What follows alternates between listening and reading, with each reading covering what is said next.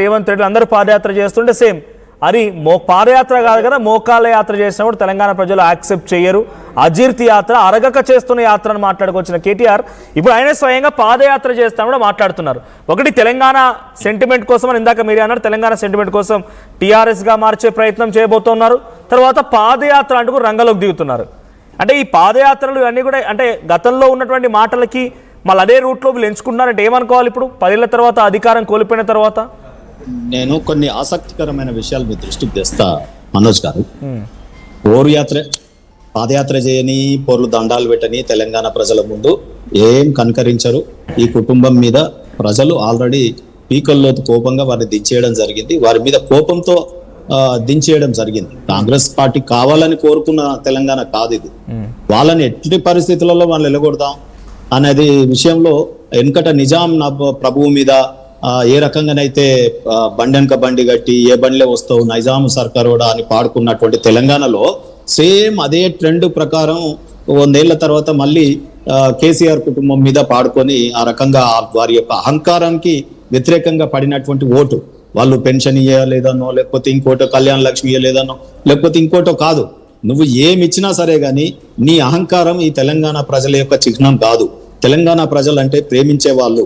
దండిపేటగా జో పానీ పియగా ఓ వాపస్ నైజాయిగా అనే నానుల్లో అసలు తెలంగాణలో ఉక్కు బూట్ల సప్పుడు మళ్ళీ వినిపించేసరికి ప్రజలు ఒక్కటేసారి ఉలిక్కి పడ్డారు.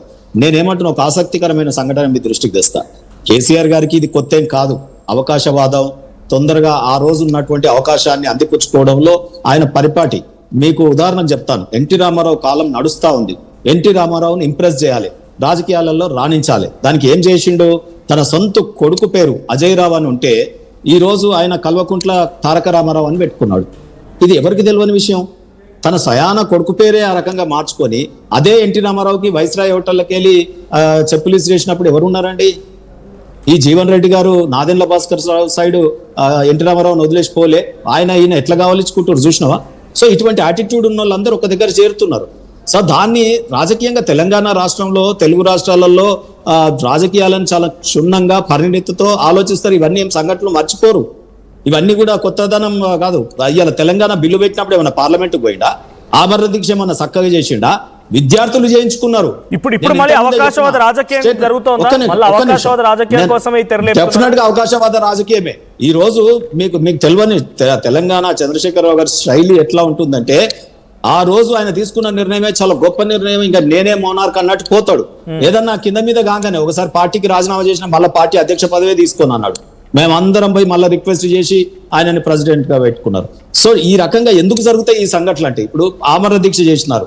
ఆయన చేస్తే విద్యార్థులు తిరుగుబాటు చేయగానే మళ్ళీ ఆయన కొత్తగా ఆమరణ దీక్ష చేయడం మొదలుపెట్టారు. అది ఆ దీక్ష గురించి మనం మాట్లాడాను. అంటే తెలంగాణ ప్రజలు అలసిసొలసిపోయి 60 ఏళ్ళది ఇంకా ఈయనను ముందు పెట్టి చేసుకుందాం, ఈ పార్టీని నడిపించుకుందామని నడిపించుకున్నారే తప్ప ఆయన మీద ప్రేమతో, ఆయన మీద యాటిట్యూడ్ మీద ఇష్టంతో కాదు.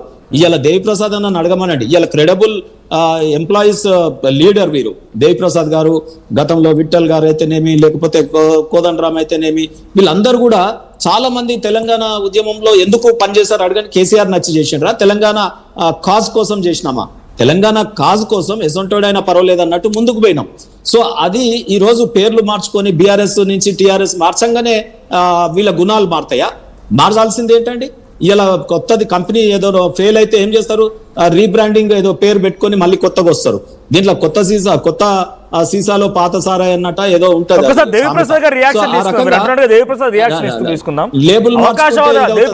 అవకాశవాద రాజకీయం కోసం మళ్ళీ ప్రయత్నం చేస్తున్నారు అనేది బీజేపీగా మాట్లాడుతున్నమాట తాడు శ్రీనివాస్ గారు. కేసీఆర్ లాంటి అవకాశవాది ఎవరు లేరు.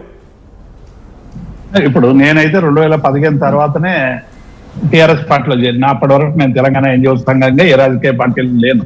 మా సీరన్న అప్పటి నుంచే ఉన్నాడు పార్టీలో.